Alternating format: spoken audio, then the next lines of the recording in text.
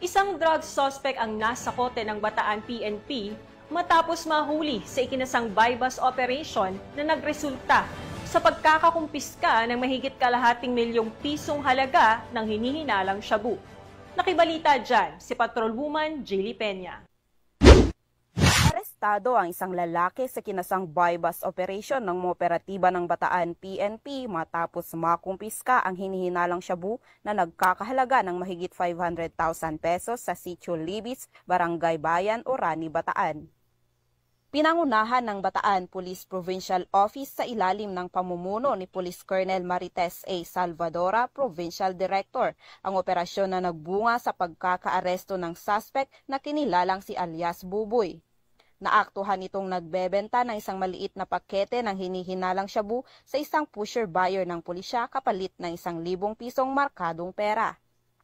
Bukod sa biniling pakete, nakumpiska rin mula sa pag-iingat ng suspect ang 2 pang malalaking pakete ng hinihinalang shabu at 1 pang 1,000 pisong mark money. Tinatayang aabot sa 80 grams ang kabuang bigat ng nakumpiskang ilegal na droga na may tinatayang halagang 544,000 pesos batay sa standard drug price. Isinagawa sa mismong lugar ng operasyon ang inventory at pagmamarka ng mga ebidensya. Nahaharap ngayon ang suspect sa kasong paglabag sa Section 5 at Section 11 ng RA 9165 o ang Comprehensive Dangerous Drugs Act of 2002 at kasalukuyang nasa kustodiya ng Orani Municipal Police Station para sa kaukulang dokumentasyon at disposisyon.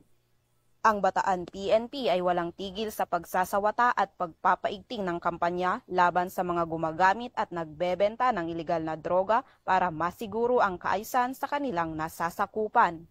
Hinihikayat din ng pulisya ang publiko na makipagtulungan sa mga otoridad sa pamamagitan ng agarang pag-uulat ng kahina-hinalang aktibidad upang mapabilis ang pagsugpo sa krimen sa lalawigan.